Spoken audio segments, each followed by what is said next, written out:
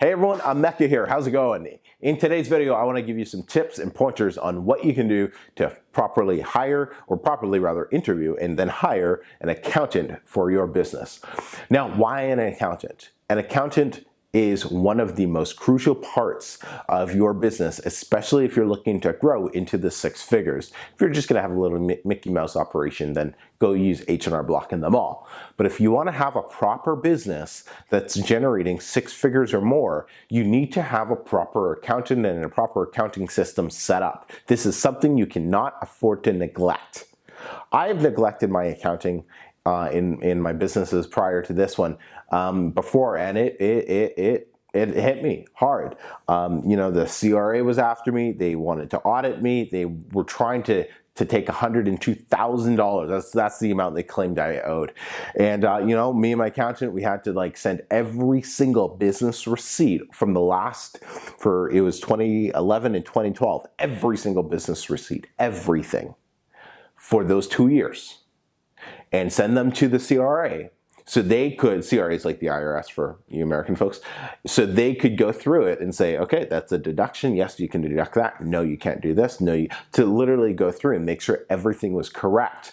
How much detail do they want? If I had a food receipt, I had to have who I sat down and ate with and what was the topic of discussion and why I could write it off on every single food receipt for those 2 years. Yeah.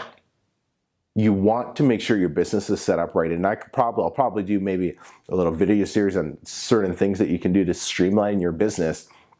That process took me 3 years to fight it, and for finally them to say, oh, okay, actually your everything's up to date. I think I ended up losing maybe like 2 or 3 grand in write-offs that I couldn't write off.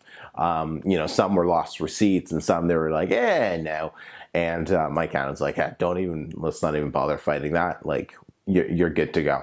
So I've really gone through the ringer, so to speak, on this topic. So I just wanted to share some of my experience. So let's go through. I'm going to stick to, hey, interviewing and finding accountants, and we'll do the other stuff in another video. In fact, if you want to see that, maybe leave me your questions about this type of stuff down below in the comments, so I can put together another video. But finding an accountant.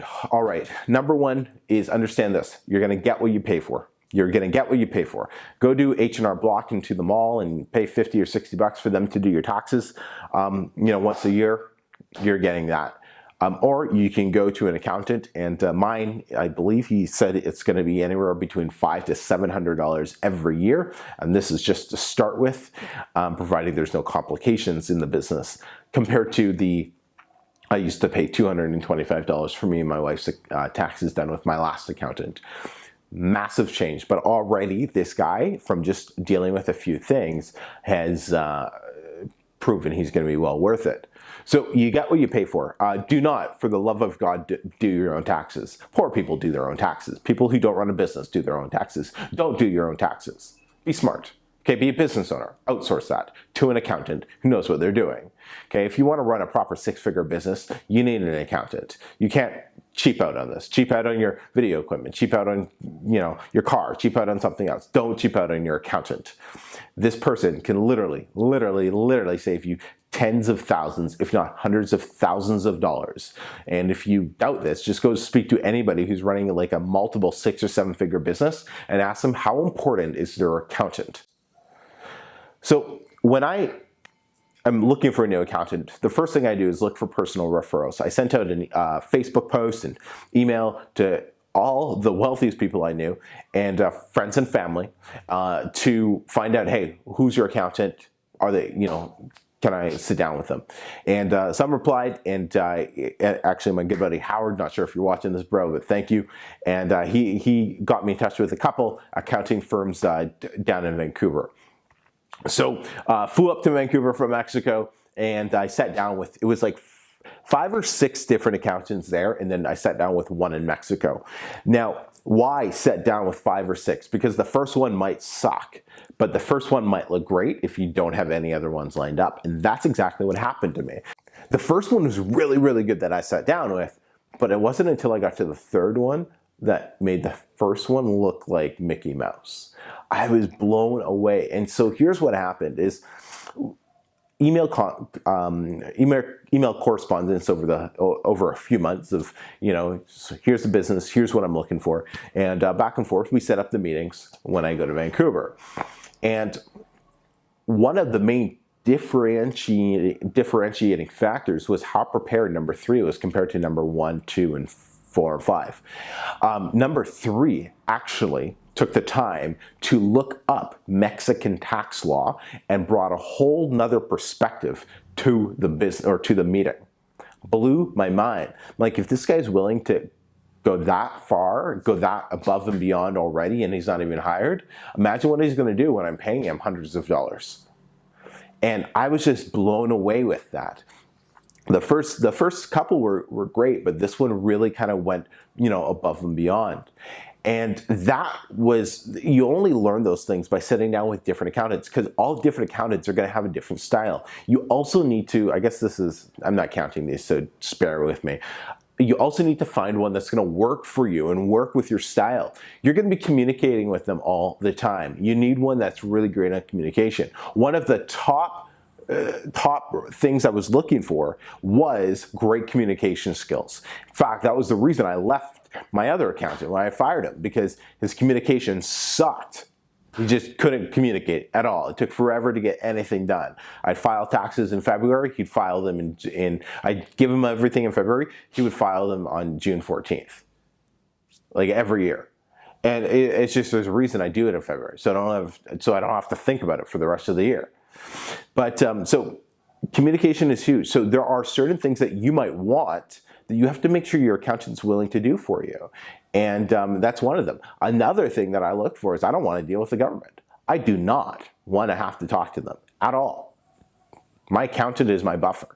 They send me a letter, I just forward it to my accountant. And now there's a thing where they can, I don't know, I'm speaking from Canadian experience, so you got to figure it out for your country. But, any correspondence they send to me, they also send one to my accountant, and my accountant just deals with everything. I do not have to talk to the CRA at all. They go right through my accountant. Right? It's like my agent, and that's phenomenal. Because why? Because that's his job. I'm not good at that. So you want to find somebody who's going to be super, super good at what they're going to be doing. Now, why did I look for one in Mexico as well? Well, because number 3 accountant who ended up getting hired said, hey, you got to find out, do you have to pay taxes down in Mexico? Could you transfer your business down in Mexico and save a bit of money on taxes so you don't have to pay Canadian tax? He was the only one that brought up this information. And so I met with one in Mexico. It turns out it was actually cheaper to run the business in Canada, and I don't have to pay any Mexican tax. And it was great finding out all that information. But that was because that one accountant went above and beyond. So to sum it up here, I guess, okay, 1, reach out for personal referrals for accountants. Okay, start with your friends and family. The ones who make the most amount of money, they're typically going to have the best accountants. Like, if that doesn't work, then you can Google accountants in your area, and I would only look on the first page, and I would interview probably every single one on the first page, just because you're going in cold. 2, understand what you want, what your needs are, what your business needs are, and make sure you're as open as possible with your accountant or with the ones that you're interviewing, so they know, okay, well, here's the services you offer. That's a good point. Some of the accountants I dealt with, they're actually like, no, I think your business might be a bit too complicated for us. We don't really deal with anything online. So they don't even deal with the whole online world. They also had the much crappier offices. But so so some accountants won't even take it because, it just doesn't work for them. So you really want to sit down and interview multiple accountants to find out what's the best one's going to work for you. Because a good accountant is going to go to bat for you, is going to tell you, hey, here are your numbers, and is really going to hold your hand through the different scenarios that you need be. So hopefully this helps. If you have any other questions, let me know. Like I said, I'll probably do some more videos on this type of stuff as over the next little bit. Sorry, I'm fighting a cold. My mind's a little cloudy, so forgive me if this video made no sense.